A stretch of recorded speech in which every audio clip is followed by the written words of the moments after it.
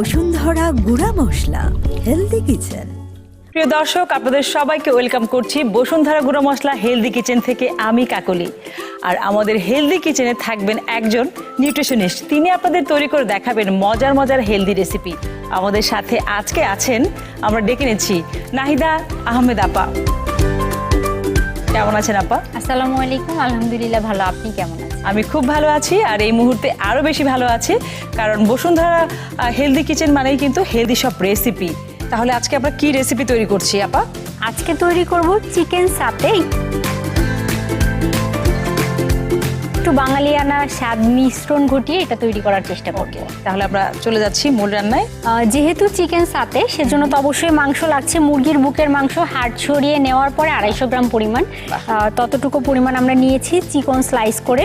গার্নিশিংয়ের জন্য রেখেছি আমরা টমেটো, শসা, লেবু নিয়ে নিয়েছি, লেবুর রস, সুগার, নারিকেলের দুধ। এখানে হচ্ছে আমরা পিনাট বাটার নিয়েছি, তো এটাকে আমরা হচ্ছে সস একটা তৈরি করব সেটার জন্য। এটা হচ্ছে আদা বাটা, এটা পেঁয়াজ বাটা, এটা রসুন বাটা, আর হচ্ছে আমাদের লাগছে তেল, লাগছে লবণ, লাগছে থাই পাতা।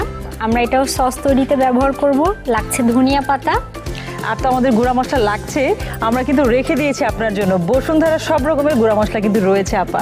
হ্যাঁ, আমরা হচ্ছে বসুন্ধরা মরিচের গুঁড়া, বসুন্ধরা নিয়ে নিব জিরার গুঁড়া, বসুন্ধরা ধনিয়ার গুঁড়া, তারপরে লাগছে বসুন্ধরা হলুদের গুঁড়া। তো আমরা পরিমাণ মতো খুব অল্প পরিমাণে দিয়ে, আমরা যেহেতু হেলদি রেসিপি, একটি রেসিপি তৈরি করার চেষ্টা করব। ওকে, তাহলে আমরা শুরু করি। সবার প্রথমেই হচ্ছে ম্যারিনেশন করব। সেই জন্য আমাদের তো অবশ্যই মুরগির মাংসটা নিয়ে নিতে হবে। 1 চা চামচ পেঁয়াজ বাটা দিচ্ছি আমরা, বাটা 1 চা চামচ, রসুন বাটা যাচ্ছে এখানে 1 টিস্পুন। হ্যাঁ, আচ্ছা। তারপরে আদা বাটা, আদা বাটাটাও যাচ্ছে এখানে 1 টিস্পুন। আর একটি কথা বলে রাখতে চাই, বিভিন্ন ধরনের যেই আদা রসুন বা আমরা এখানে যেগুলো ব্যবহার করছি, প্রতিটা জিনিসই কিন্তু অ্যান্টিঅক্সিডেন্টের খুব চমৎকার উৎস। রান্নায় ব্যবহার করার ফলে এটি যেমন রান্নায় পুষ্টিগুণ বাড়িয়ে দিবে, পাশাপাশি কিন্তু এটি দেখা যাবে স্বাস্থ্যগত উপকারিতাও অনেক বেশি। আর চিকেন সাতেটা একটু আমরা মিষ্টি করার চেষ্টা করব, এই জন্য আমরা অবশ্যই এখানে চিনি ব্যবহার করব, একটু ব্যালেন্স হয়ে যাবে খাবারটা। এবারে যাচ্ছে আমাদের কি নারকেলের দুধ দিচ্ছি, তাই তো? নারকেলের দুধ দিয়ে দিব আমরা। এখানে কতটুকু যাবে? এখানে হচ্ছে 2 চা চামচ পরিমাণ আমরা ব্যবহার করব। আচ্ছা। এরপরে আমরা মরিচের গুঁড়া দিয়ে দিব। তো বসুন্ধরার একটি কথা বলতে চাই যে ওদের যে প্যাকেজিংটা, ওরা কিন্তু খুব সুন্দর করে করেছে। 2টা ফোল্ড আছে, 2টা পাশে। খুবই ভালো ব্যাপার, আমি একদম ফ্যান হয়ে গেছি। বেশি চাইলে বেশি দিতে পারবেন, আর কম চাইলে কম দিতে পারবেন। তো আমরা এখানে যেহেতু খুব বেশি দিব না, একেবারে অল্প।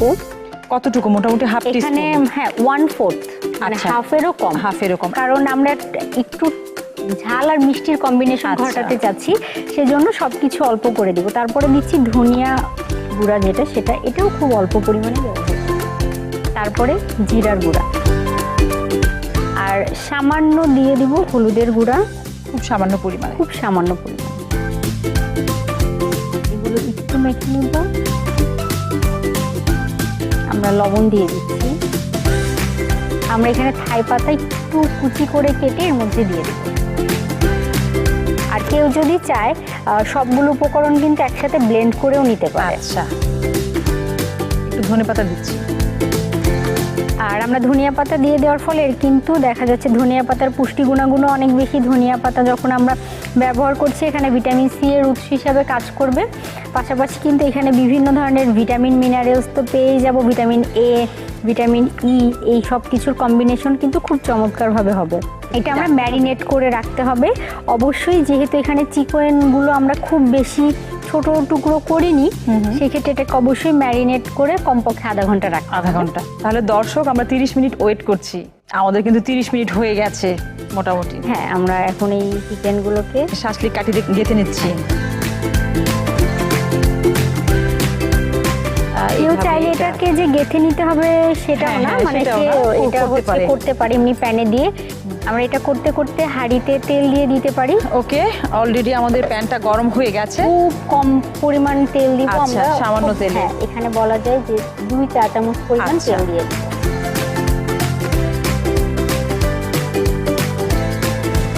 গরম হয়ে গেছে, আমি দিয়ে দিতে পারি এখন, তাই না?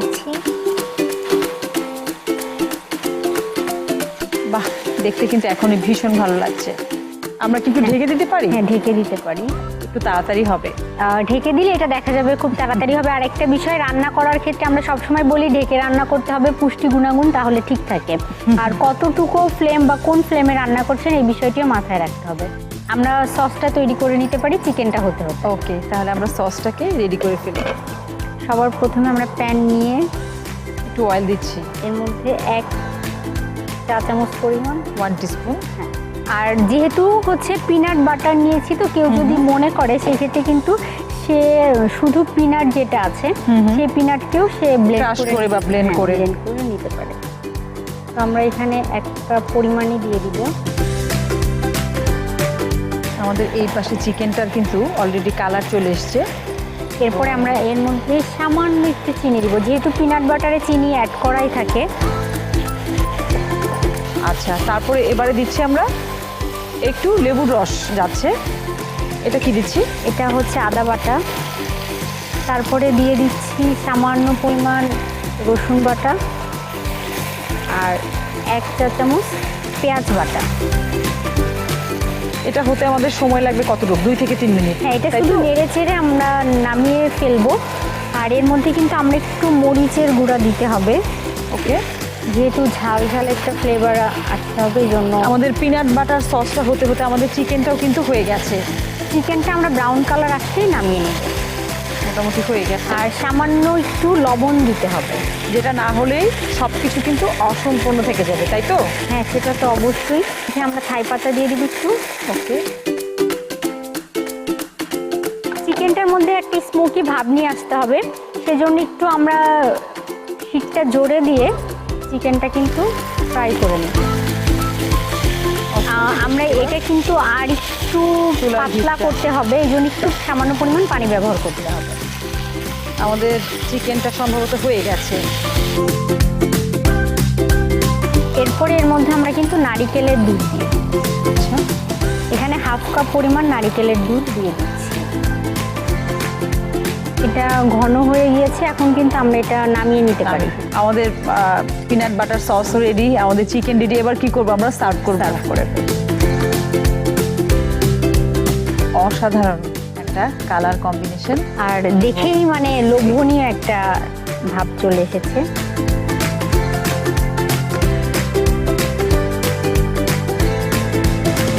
আমাদের কিন্তু রেসিপি তৈরি হয়ে গিয়েছে। অসাধারণ আপু, আমার ভীষণ ভালো লাগছে।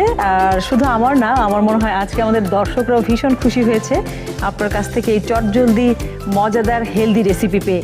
আপনাকে অনেক ধন্যবাদ এত সুন্দর চমৎকার একটি রেসিপি দেখানোর জন্য। আপনাদেরকে অসংখ্য ধন্যবাদ, বিশেষ করে বসুন্ধরা গুঁড়া মশলাকে অসংখ্য ধন্যবাদ আমাকে এইরকম একটি হেলদি রেসিপি শোতে আমন্ত্রণ জানানোর জন্য। ধন্যবাদ আপা। দর্শক, এই ছিল আমাদের আজকের মজাদার এবং হেলদি রেসিপি। আমার মনে হয় আজকের রেসিপিটা আপনারা সবাই খুব এনজয় করেছেন। অবশ্যই বাসায় ট্রাই করবেন, আমার মনে হয় ভালো লাগবে। সবাইকে অনেক ধন্যবাদ পরবর্তী এপিসোড দেখার জন্য। ততক্ষণ পর্যন্ত সবাই খুব ভালো থাকবেন।